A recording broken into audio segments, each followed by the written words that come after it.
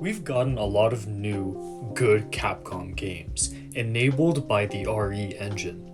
Devil May Cry 5 revived the franchise. Resident Evil 2 showed us how it's possible to make a faithful remake that outclasses the original.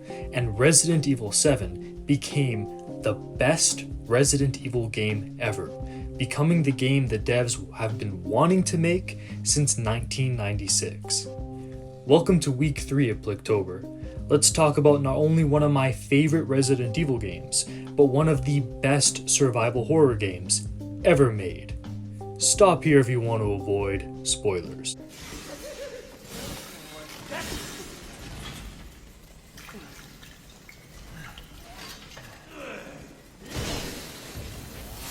Unlike Dead Space 2, that takes off of Resident Evil 4, where the gameplay can be split up between accuracy and crowd control, Resident Evil 7 takes off of Resident Evil 1, where the accuracy and resource management take center stage. Accuracy maintains its difficulty in the first-person perspective by having Ethan not utilize sights. It throws you out of your comfort zone and adds a learning curve which adds to the horror felt in combat. This is as Resident Evil as a Resident Evil game can get. Ammo is limited, you'll have to make choices when picking up necessary items as you figure out which of your precious supplies you can live without, and the game is not afraid to punish you if you've been wasteful with healing items or ammo. Every shot counts, which makes every miss feel like a game over. The sandbox is mostly single purpose with a few level up elements. Your Glock serves as a weak, mid to long range pelter that's essential at the beginning, but turns it to a backup later on in the game. The Remington 870 is one of my favorite digital shotguns, evoking memories of 343 Guilty Spark, as it feels like the equalizer between you and the Bakers, like how the M90 Cause feels like the equalizer between the Master Chief and the Flood. The burner is a niche tool for the midsection of the game where you'll need it to burn bug nests, unlock caches, and ward off insect swarms. No Resident Evil game is complete without a power weapon grenade launcher.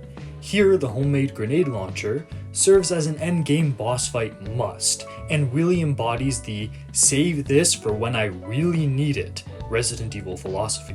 The knife is a handy tool for opening boxes and a last resort in combat. Now, we see level up elements in the handgun and shotgun categories.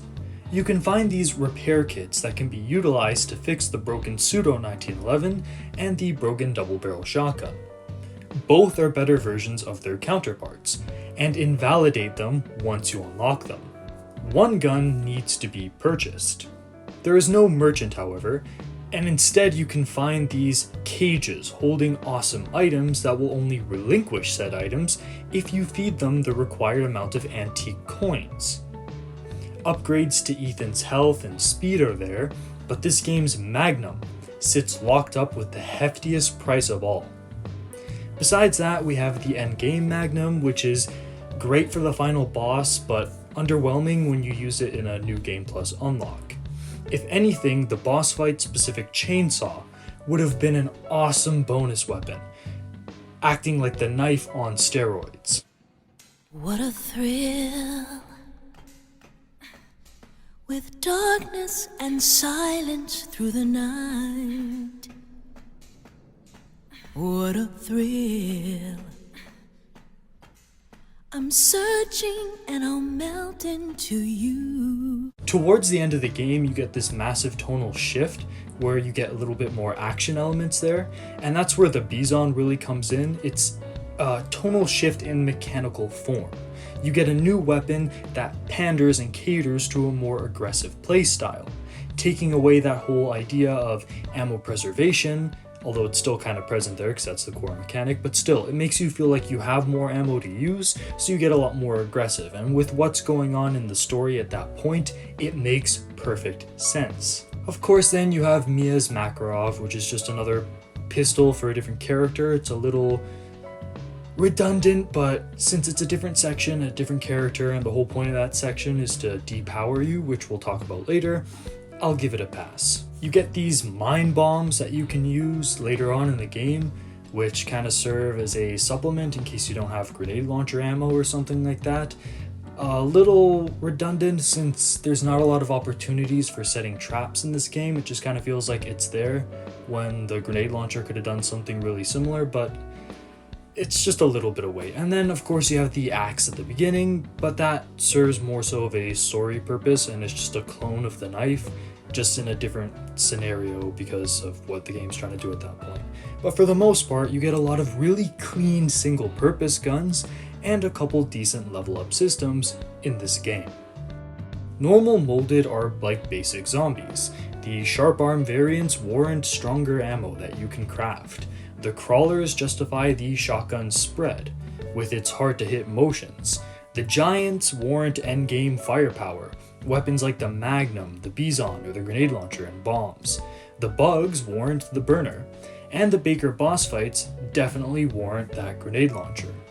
On that note, the Baker boss fights are excellent in the sense that they subvert your boss fight expectations, especially the starter Mia and Jack boss fights, which feel like more set pieces than they do boss fights, and I mean this in the best way possible in the sense that it gives you immersion. This is mostly due to no health bars being visible and the bosses not having obvious weaknesses.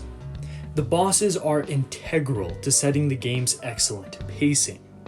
The starter fights make you feel small, confused, and weak, but as you defeat Jack and Marguerite, the game shifts in tone as you have defeated the house's patriarch and its matriarch, making you the big dick daddy of the house.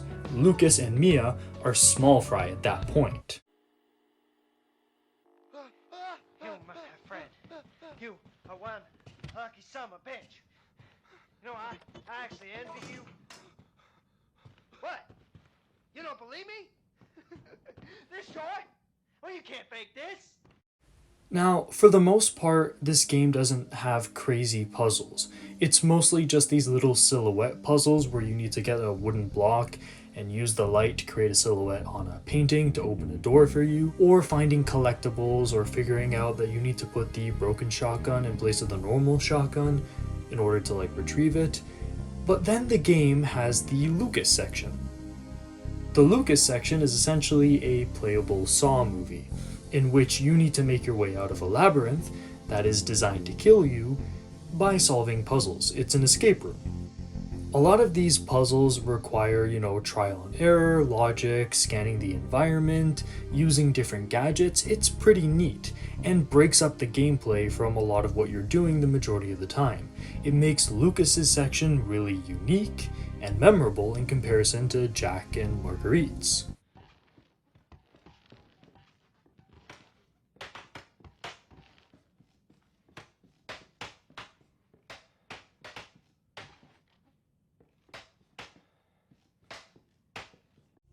If you're smart, you can find one of the game's many cassette tapes and see a lot of the things that you'll have to do in Lucas's puzzle room in order to go through it much faster later on as Ethan.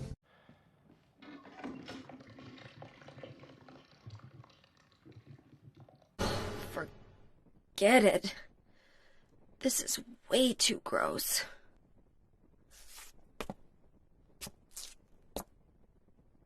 Who would even think of doing something so disgusting? James.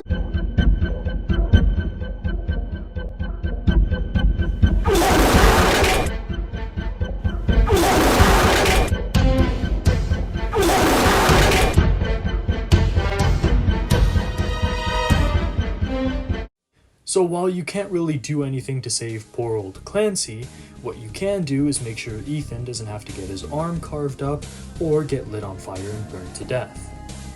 It's pretty neat that this game has an entire section dedicated to going hardcore with the puzzles, while still having, smaller little basic logic puzzles sprinkled throughout just to give you a break in the gameplay. It's Ethan. Oh, hey. You alright? You just disappeared the other night. Yeah, no, I'm good. I'm good. It's Mia. On the note of narrative pacing, this game melds it into the gameplay so well. You never question why Ethan goes through this shit due to the tried and true Silent Hill 2 character motivation. The beginning of the game is a horror masterclass. The VHS tapes build on the horror and danger of your situation by showcasing those who have tried to do what you're doing right now, but failed miserably. The Baker family each offer unique types of horror, Jack being that pursuer / slasher horror, Marguerite being body horror, Lucas being slower paced saw / puzzle horror, and Evelyn being that spooky little ghost girl type horror. You get it all and it's executed perfectly. And the bombastic ending feels like a traditional Resident Evil ending, just with an SMG and a Magnum instead of the rocket launcher that we usually get. The boat section is considered to be the game's fatal flaw, but I don't think so. At this point in the game, Ethan is too powerful for the player to feel scared. Because I'm a stud. I'm ballsy. I don't take no shit from anyone. I smoke my stogie anywhere I want. I don't have to find a hideout place like you. So the switch to Mia and the tanker puts us back into the unknown. The game doesn't drag this on for too long either. It gives us fear as it fills in the blanks for Mia's story, but then it transitions us back into feeling powerful with the introduction of the Bison. I cannot stress how perfect this game's pacing is. Ethan? Mia. You made it. I'm glad. In conclusion, I think Resident Evil 7 is the greatest Resident Evil ever made. It embodies the core mechanics that define the classics. Its pacing, again, is perfect, and it feels like the game the devs have always wanted to make all along. And that's why, in the third week of Pliktober, I recommend it wholeheartedly. There's only one survival horror game that I feel like outclasses this one, but you can tune in next time on the Halloween finale of Pliktober. I've been Pliskin, over and out. This is Solid Snake. Hey, subscribe to Pliskin Boy. God damn it.